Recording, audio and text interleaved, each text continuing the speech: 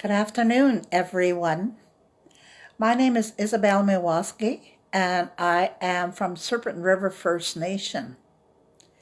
And I live here on the reserve, and I have lived here most of my life.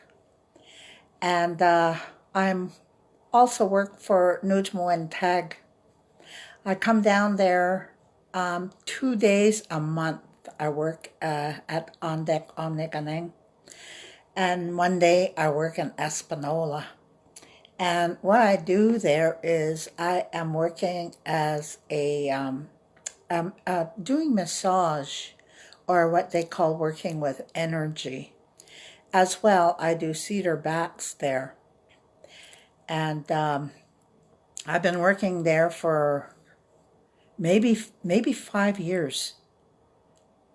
Yes, for sure, 5 years. And right now, we're living in a time, a very difficult time, a very challenging time. I personally have never ever experienced this kind of a time before in my whole life. And right now I am isolated in my own home because that's what my chief and council want me to do. They want me to stay home. And I am in contact with the other elders, some elders here on my First Nation. And they are isolated in their homes as well. But our younger band members are taking care of us, and they're making sure that we have enough food to eat, that we have everything that we need. But they're telling us, stay home, don't come out there. So that's what we have to do. We have to do what we have to do. And right now, I'm working with cedar. I'm doing all kinds of things that I never thought that I would be doing. I'm sewing. I have plenty of time for sewing now. I sew. Make myself some new skirts for the springtime. Another thing that I'm doing is cooking. And I've never cooked for such a long time. I signed up for online courses, taking courses because I want to. I want to know things about things. And so I sign up for courses. But most of the time, I get on the telephone and I talk to people. So it's interesting to work like this because I've never worked like this before. So I'm on a learning curve. That's what I'm doing right now.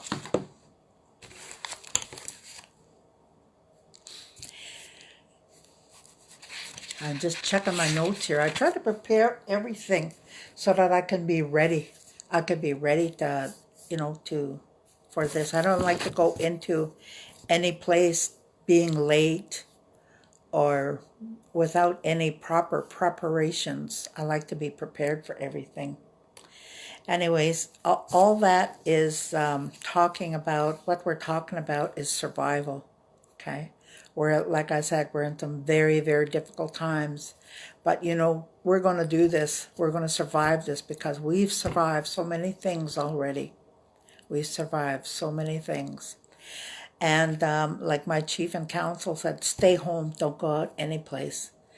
I know, and they know, and so do the rest, my elders here know, that we cannot continue our path as Anishinaabe people without the elders. Because the elders and all the knowledge that they have is going to help us get through this. I have seen elders stepping up to the plate, and they're starting to use this live Facebook, and they're starting to transmit to their people about different things that they can do to survive this COVID-19, because we're going to do it. We're going to rise up, and we're going to go above this, and we're going to come out at the other end all together. There are some people that don't want to listen. I know. like some people don't want to listen because they have grandchildren out there, they have sons and daughters, and all we can do is sit in our homes and pray for them that they survive this. And if they listen, there's a darn good chance that they're going to survive this also. Anyways, what I'm working with today is we're working with cedar. And that cedar and the Anishinaabe people have a long history together, The teachings that I got when I was a young woman, getting ready to collect cedar from my old ladies, was that the cedar was put here for us to use. And they told me that, the Great Spirit, he put this here for our use so that we can use it as a protection medicine. We can use it to burn on top of our stoves. We can use it to hang above our doorways so that nothing bad comes into our homes. And they made sure that we knew how to pick that in a way that will sustain that cedar tree. And we couldn't just go out there and start yanking cedar branches off the tree. We had to go out there, we had to take our tobacco, and we had to talk to that cedar tree. Come on, cedar tree, I need your help right now, grandmother cedar. And we had to learn how to listen with this heart here, our heart. And then we would give that tobacco and put that tobacco in that tree and listen. And if that tree told our hearts, yes, take as much of me as you need, then we would pick that cedar. We could take as much as we needed, whether that was for a cedar bath or putting it up on our above our doorways, or even having some on hand, because there are some times, when we go someplace, I've seen the girls putting cedar in their shoes. And they said, oh, I'm loading up with cedar. And they stuck them in their pockets, maybe even stuck them in their bras. But they took that cedar. And that cedar did protect them girls, because that's what they asked for. We also have tobacco, sage, and sweetgrass. Those are the 4 sacred medicines that was given to us to take care of ourselves and our spirits. And that was given thousands of years ago. And today we have that big relationship with those 4 medicines. And what those medicines did for our old people a long time ago is doing the same thing for us today. It's protecting us, it's giving us a voice, it's doing everything. It's a medicine that we can use. And it works it works in the mind, it works in the emotions, it works on the physical body, and it also works at the spiritual level. That is for sure. I know that. And cedar is also, being a protection medicine, it also has many, many health benefits. It's also a disinfectant for the air, as well as, it detoxifies your body. When we make that cedar tea, a cedar tea for us, would be about as much as we can hold in our hand. That would be our measure. And we would get a gallon of water, and we would pray to that water. We would bless that water, and we would also ask that cedar, that we're making tea for our health. So we'd make that cedar tea, and we would drink that. Maybe 3 cups a day is really, really good. If you take any more than 3 cups a day, it really makes you detoxify real good, So also what that cedar does, if you drink that 3 cups a day, is it boosts your immune system. That's what our people always talk about. The old ladies that were teaching us about cedar told us that it makes your immune system stronger. And right now, we need our immune systems to be as strong as we can get them because of what's happening, this virus that's around in the air here. Now, cedar is also extremely high in vitamin C. And it's also known to help. It helps the body release mucus from this respiratory tract here. So when we take that cedar, we burn that cedar, it really helps us. Not only that, it works everywhere. It works in our bodies, it works in our minds, it works in our emotions, and it works in our spirits. It's also very effective for the treatment of colds, especially the chest colds. Fevers. When we have a fever, we get some cedar. And we boil up that cedar and we just let the air, the fumes just float around in our house. You can smell that cedar when it's boiling and it smells so good, it's like an old memory that's almost slipping away. But when you boil that cedar, that memory comes back and whew, you know what that cedar is all about. If you have a cough and a sore throat, you gargle with that cedar, you drink that cedar. It does have a soothing effect, especially if you're drinking it when it's nice and hot. It just feels so good on your throat.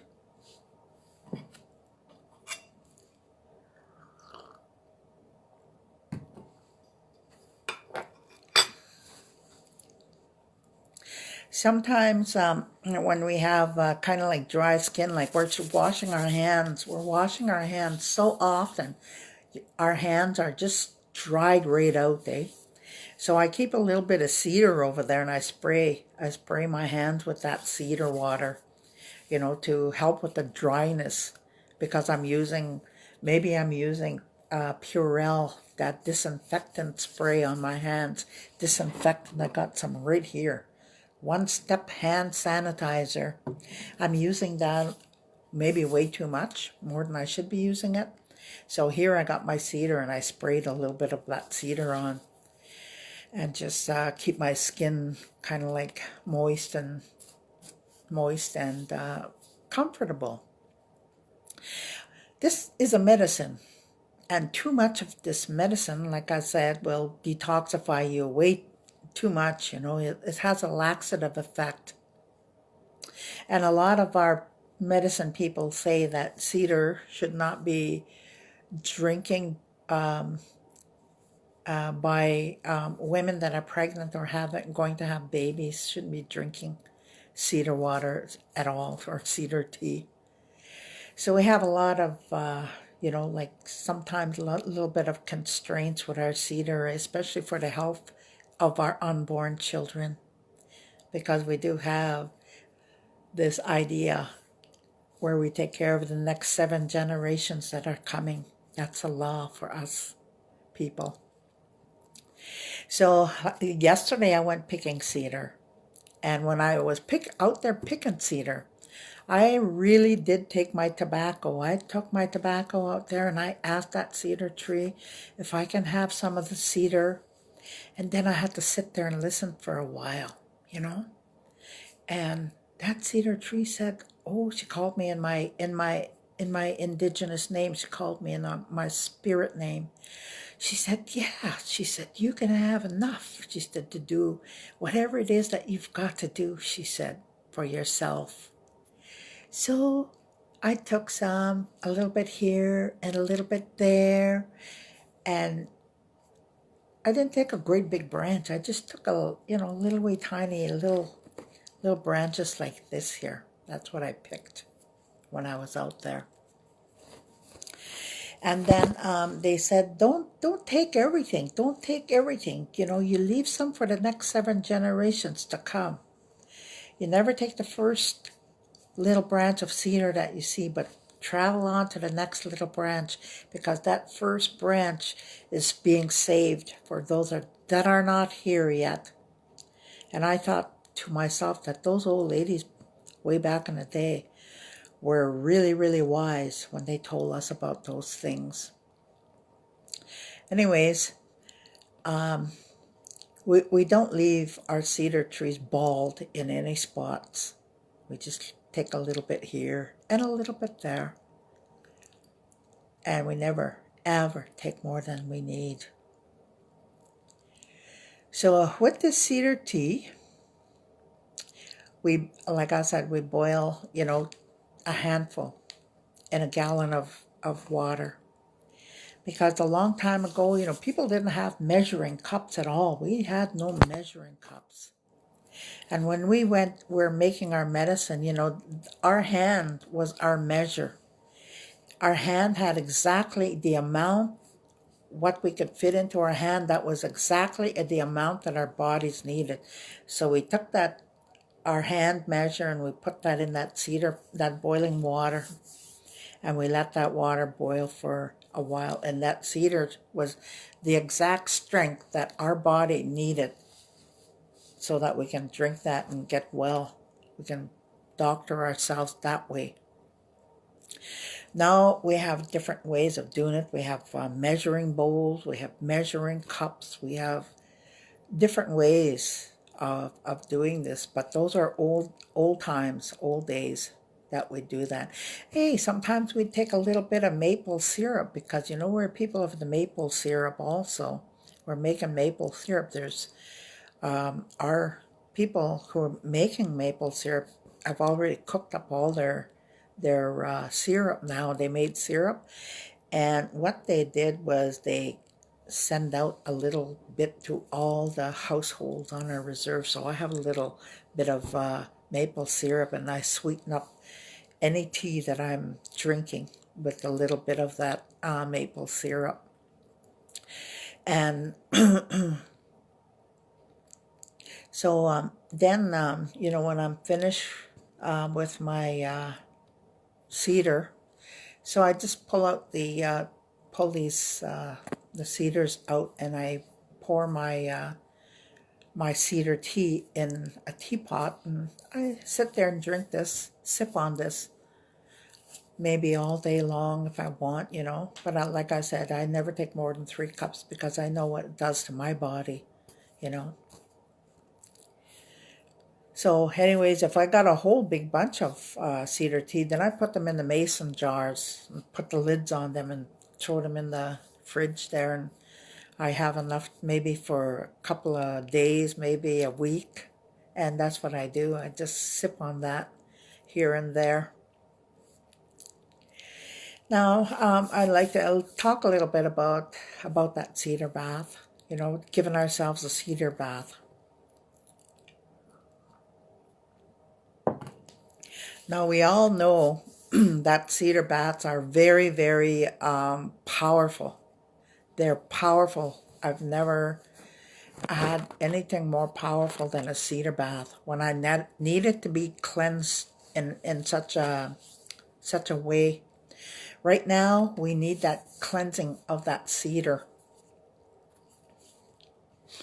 So what I do personally, I used to buy, those ankle socks, or those knee-high nylon socks. And then what I used to do is I used to stuff the cedar inside of them and then just tie up the end. But today I didn't have any. So what I got is one of my old socks. And I take all that cedar and I stuff that cedar inside that sock. And I get my water boiling while I'm doing this. I've blessed that water, and I've talked to that water and asked that water to help me. Because we all know that we have a special relationship with that water. And we all know that the Anishinaabe is responsible for that water to make sure that we have clean water all the time. And they do that to the best of their abilities. They walk for the water. They have ceremonies for the water. and they bless the spirits of that water. So then after I have my sock all filled up, I tie up the end with a beautiful ribbon. I've got a ribbon here. I cut it out. I got everything ready last night. Then my water is boiling.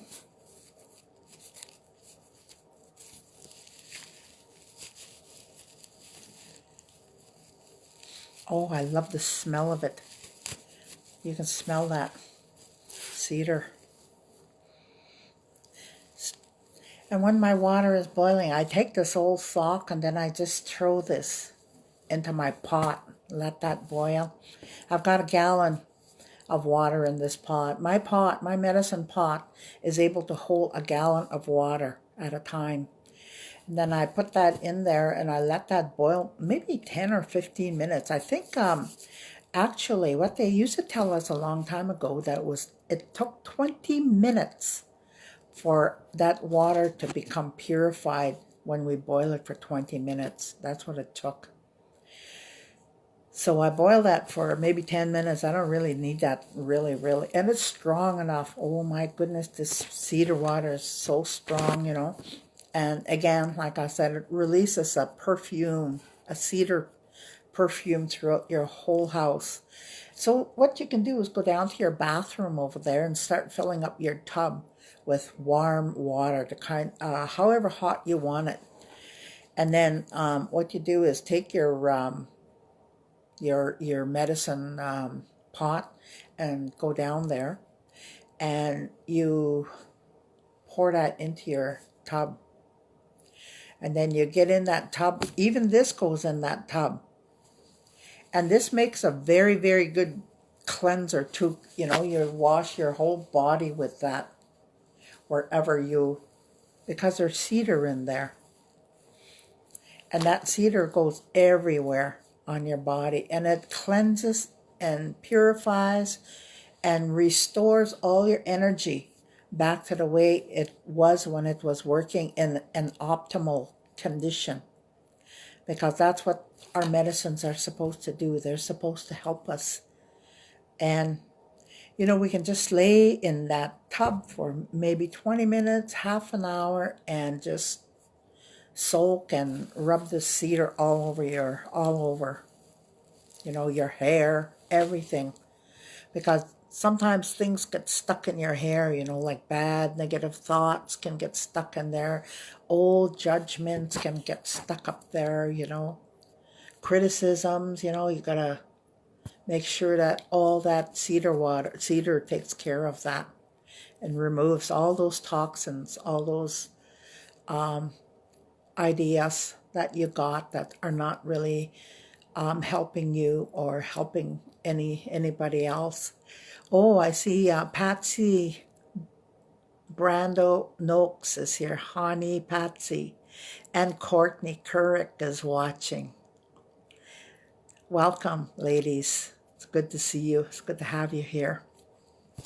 Now getting back to our cedar here.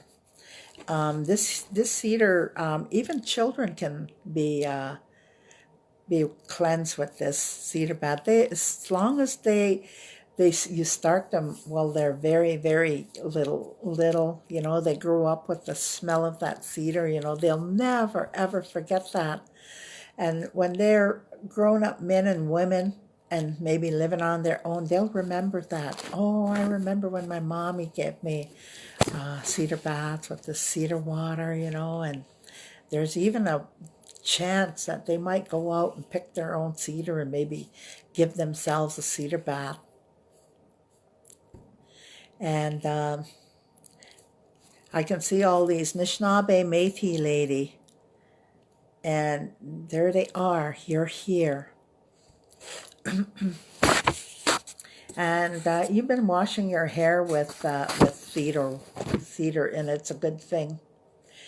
You know, when I was younger, I know that, you know, when you get to, they used to test your hair to see if you had any drugs and alcohol or you were still using, especially if you were under some kind of a court order for your family, to have your children back, they would test your hair to see if you had drugs and alcohol in your body.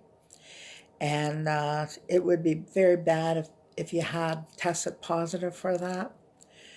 And so what we do is we wash our hairs with that, because there's all kinds of other things that can get stuck in our hair. Lots of things. There's all kinds of worries. Right now our people are having a really, really hard time. They're worrying about how are they going to pay their mortgage. They're worrying about where are they going to get their food. They're worrying about how long is this COVID going to last? How long am I going to have to self-isolate?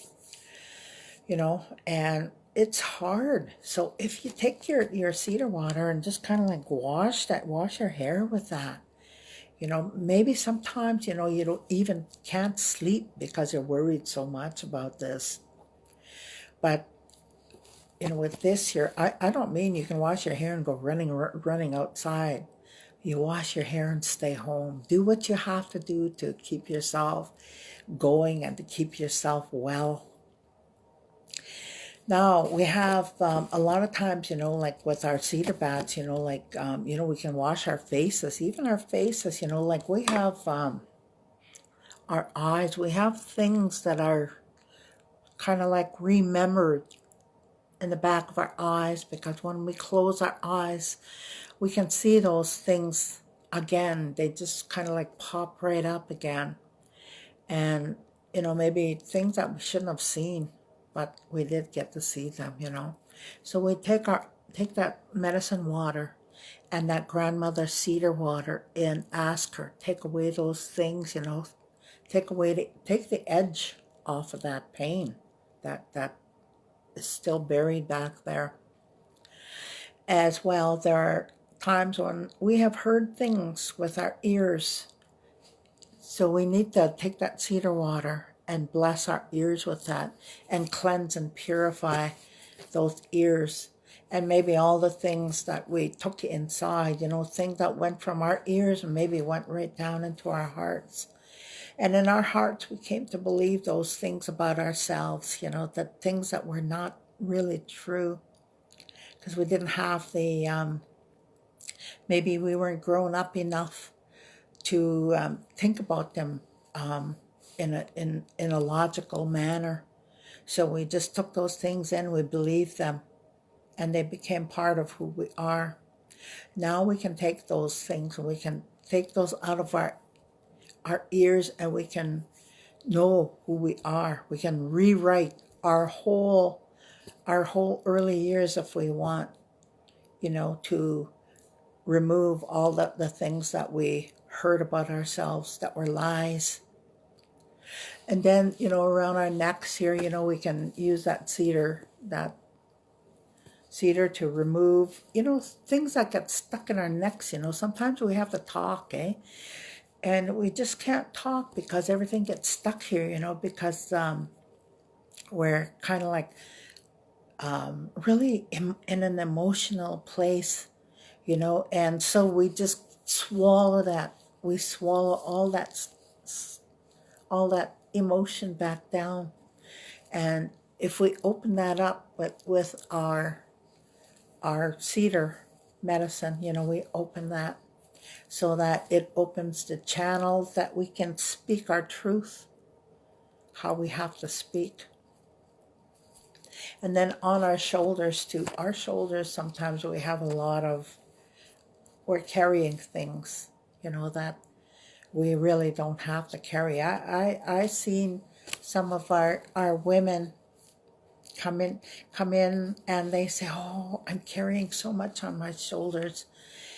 And the reason I'm carrying so much on my shoulders, I don't know how to say no. I can't say no. And they tell me that. And so they take their cedar bath and they kind of like cleanse that off, and they have to learn a little bit about saying no, because we just can't keep giving and giving and giving. and asking the cedar to cleanse us and protect us. We have to do something to learn a new way. And here we are, sitting here in our homes, learning new ways. And now we have to go into our chest, And you know what's sitting in our chest is our hearts. Our hearts are sitting in that chest of ours. And our hearts, there are times our hearts are so soft, especially Anishinaabe Koyok. Their hearts are so soft, they have a lot of people they have to care for. They got to care for their elders. They got to care for their children. They got to care for their grandchildren. So the heart needs to be cleansed off every once in a while also. So we use this, again, we use that cedar water. We ask that grandmother cedar water, help me make my heart strong. Give me the answers to some of the questions that plague mankind, and the mankind who is forgotten that he's connected to all the earth. Help me, grandmother cedar water. And we use that to cleanse again that heart. Now we also have our arms. We cleanse those arms off with that cedar. That cedar, cleanse that. And it cleanses the little, I guess you call that the aura too, because a lot of things hit us. Every day things are hitting us, and it hits our auric body, and then it finds its way into the skin, through the skin. So we have to really take care that we cleanse everything. Now, there are times when we also have to cleanse our solar plexus, because that's a place where we have a lot of maybe some fear, anxiety, depression. So we try to do the best we can. While we're in the tub, we're cleaning ourselves off with our medicine pack. That's what I call it. We'll call this a medicine pack. We will do that. And we cleanse all that. And we ask that cedar water to take a lot of that fear away from us. Take a lot of the anxiety, a lot of the depression. Ask the medicine, grandmother cedar water, do this. And by the time that you're finished your bath, you really, really feel a big difference. And if you're heavy or if you're light, you come out of there, you're feeling a lot lighter than when you went in. So you dry yourself off and you're ready to face your day. And when we've had our cedar bath, we cleanse every part of our bodies, every joint, every knuckle, every tendon, everything. Our feet, everything gets cleaned up.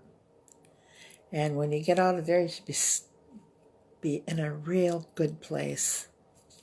Now, there are times when we have to use cedar in other ways, Sometimes, you take your pot of water, sometimes, especially if you need to cleanse your whole head and face. And then you put a towel. You know how the old ladies used to do this? I remember them there taking a steam bath. They'd used to put, we had wood burning stoves back in the day, so it was pretty darn hot by those. They'd take this little basin there, and they'd put real steaming hot cedar water in that basin. Then they'd put a towel over their heads, and they would steam themselves up with that cedar tea. And they just, I guess it was for their chest that they would do that for. Yeah. And the cedar, it worked for the grandmothers. The cedar can still work for you. No matter how you use it, it's going to work. I have my husband here. He makes my oils for me. You know, when I use that cedar oil on people's for people's massage, so he makes the oils, and he's got cedar oil. It's in a little tiny bottle like this, and he's got maybe he'll use olive oil. Olive oil. I like olive oil because it slides so nice on the skin. Feels so good on the skin too. So he uses cedar oil, he uses tea tree oil, and he might put a bit of lavender in there so that it relaxes us. The tea tree will disinfect, or it's a really good disinfectant, that tea tree. Then that cedar, well, the people already know the cedar. Their bodies, their minds, their spirits, their emotions are already ready to work with that cedar, because that's the way we were trained in our communities. And we go again smelling that cedar. You know, we're ready to work. We know we have to do the work when that cedar is around. It's just automatic. So I know that there are some people out there that make medicine out of cedar. I've seen them boiling that cedar, you know, and putting it in their when they use their crock pots. This is something that I've seen the healers do. Some healers are making salves. They make minigan. They make all kinds of salves. And when I see them working with just cedar alone, you know, they got the cedar. They've got a little bit of beeswax. They got a little bit of bear grease. They got a little bit of olive oil. And and then they put a little pinch of tobacco. They put a little bit of sage. They put a little bit of sweetgrass, so just a pinch. And then the cedar goes there. And they let that boil maybe all day long. You smell that. As soon as you walk in that door, that's what you smell is cedar, because they're making cedar salve. And so they let that boil for a while, and then they bring it out, and then they have a press where they take all that cedar out of there, and then they started pouring all their cedar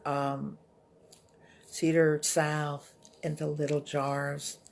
And this is what they use when people come to the door and they say, "Oh, we need some medicine. You know, I got skin. Okay, here, I got something." You know, and they run in, they get their little jar of cedar salve, and they give it out to people. So anyways, sometimes they use coconut oil too, and then they put it on low and they cook that. And then they put that cedar, let that simmer. And when they finish cooking that looks like it's a light green in color. Not a dark green, but a light green color. And it's ready. It's ready to go. And oh yeah, they said you can rub it onto your sore muscles. If you've got sore muscles anywheres, maybe you had a what do you call that, Charlie horse yesterday on your leg. So then you take that cedar and you rub that into your skin, and you rub that there for about 10 minutes. It takes a little while to take care of yourself sometimes, eh? It's hard to take care of yourself. But you rub that in there, and you know, it kind of loosens everything up in there. So it's not as tight as it could be. It's not as painful as it could be. That's what that cedar does. And then if you got dry skin too, you know, that cedar will kind of like soften up that dry skin. You know, sometimes you get dry skin on your face. You know, you use that cedar and put that salve on your face, on your hands, on your feet, even feet, you know. There are some people that are diabetic, and they need to have, you know, like kind of like soft skin on their feet, so they use that cedar salve on their feet, and just to keep their feet nice and soft, Because sometimes, the people, if you don't take care of your feet, there's a buildup of callus. Sometimes that callus is so thick on the bottom of their feet, and then it starts cracking. And that's not what, people need to have, because that's a painful, painful condition. So you have to do whatever you can to keep yourself going and to keep your everything working in optimal condition. So anyways, the thing about the cedar too is I have seen when I was a young girl, when I was running around in my house, maybe in the winter time, our mothers and our grandmothers used to have to keep those stoves going all day long, all evening long, just to keep it warm so that the kids can go running around, eh?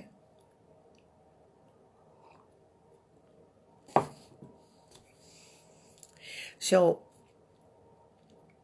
what they did was they took a branch of cedar and they just threw it on the wood stove, and that cedar would snapple, crack, and pop, and then you could see the smoke rising up, and then you could smell it. You smell that. That's what you smelled all day long inside some of those houses, because they figured that that cedar would cleanse the air, purify that air, while we have to be cooped up inside that house all day, every day during the winter time. So if that cedar was able to take care of you all winter long, that cedar is going to take care of you during COVID-19. It'll purify your air, cleanse your air. It'll do all of that. So then what I saw them doing too, like when we started being allowed to run our smudge bowls, I think it was 1960 maybe 1969, we're able to use our medicines again. And so what they started doing was I saw them running those. Well, I didn't have so much bowl my own self, but the old ladies and the old men, especially the old men, would make little smudge bundles there, and then they'd put those there, and then they put a little bit of sweetgrass on them, a little bit of tobacco, a little bit of cedar, and then they'd light that up on fire, and they'd smudge us down. I used to go to an awful lot of elders gatherings when I was a young lady, just starting to learn about my people and the ways that they had of keeping themselves going a long time ago, before we got interfered with. So the old men would do that for us, and we would be smudging they taught us how to smudge ourselves, because we didn't know how to do that, eh? So them old men and those old ladies, the ones that could still remember, the ones that listened to the stories really, really good, were able to, to reenact all those old ways. And they would do that. And, we felt really, really good to be able to do that again back in those days. Yeah. So anyways, like I said, the girls are using that cedar for protection whenever they're going out someplace. And that cedar, like I said, they put it in their shoes, they put it in their moccasins when they went to the powwow, they put it in their shoes when they went to town. And that cedar worked not only as a protection, but it also acted as a grounding tool for the girls. They would put those in their shoes, and they knew who they were. They were daughters of the earth, and they're grounded to that earth, and that's what that cedar did for them. And they would put it on their bodies, put it in their bras, put it in their pockets, put it everywhere to make sure that they were protected. Yeah. And like I said, we also use it today in our homes. We have cedar hanging over our doorways. There are times, I've seen cars, parked in the food land or someplace else like that. I see people sprinkle cedar on their dashboards. I said, oh, geez, somebody must be a native person, must be riding that car. Look at all that cedar. Look at that sweetgrass, too. So I knew those people somehow believed in that medicine. They believed that they were protected by that medicine, you know. And that's what we have to do again. And during this time here, I have to believe, that we are going to make it out of this COVID-19. You know, I have to believe that we are survivors and that we can do this together. We can do this. But it'll take a little bit of work. And right now, it may mean that you become acquainted with your medicines again. One time, your cedar. Go back and look at your sweetgrass. Go back and look at your sage. And go back and look at the tobacco. And, start using them again. Because they do help. Everything helps. And we need all the help that we can get right now to rise above this. When I'm using, as well as cedar, I'm using these guided meditations. We have a lot on our phones, our telephones, guided meditations that we can use. And I don't even turn on my news anymore, because all that news that was coming on on TV, all it was doing was just making me feel so frustrated and so, like I was tired of it all. So I turn off my TV, turn off that news. I don't want to know any more about COVID now. I want to know how to survive this. That's what I want to do. Because you have so much work you still have to do yet. You got to survive too. And I know that working with, the World Health Organizations, your health centers, use everything you've got. Make yourself survive. So another thing that we do is those telephone calls that you're making to your elders, those calls are important to them. Just keep calling them, connecting with them. 5 minutes, that's all they need. Just check in and see how they're doing. How you doing, Grandma? So, oh, I'm doing good. How you doing? Good. It was somebody's birthday here yesterday. He was turned 89 years old.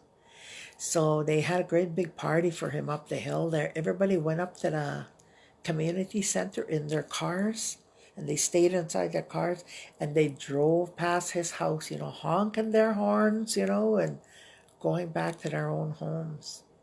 That was the party. We party different now. And what we have to do is change the way we think, change our own ideas about ourselves, and, we're going to get through this. Somehow we're going to get through this. Even the telephone calling, write, journal. There are some people that have such interesting stories. I've heard some of those stories at some of those circles that I was sitting in. They're so interesting. I could have sat there all day listening to that story. So if you start writing that story out, we're going to be able to know certain things that we never knew before. That's how we transmit that knowledge, how we transmit the ways of the Anishinaabe. So anyways, another thing that we can do now, the earth is starting to pop. All these little plants are starting to poke their heads through all those leaves. And now it's time for us to go outside and clean our front yards, our backyards, do a little bit of raking. There's so much we can do, so much we need to change about, ourselves, eh? Change even the way we do things. Oh, yes. And I'd just like to say I want to thank you for listening to me and thank you for being part of my life. And when this is all over, I want to see you again. I want to see you back again at Miigwetch. And I'm going to ask for blessings for each and every one of us, blessings and grace in the upcoming days and weeks and months ahead. And I say, Miigwetch, thank you for joining me.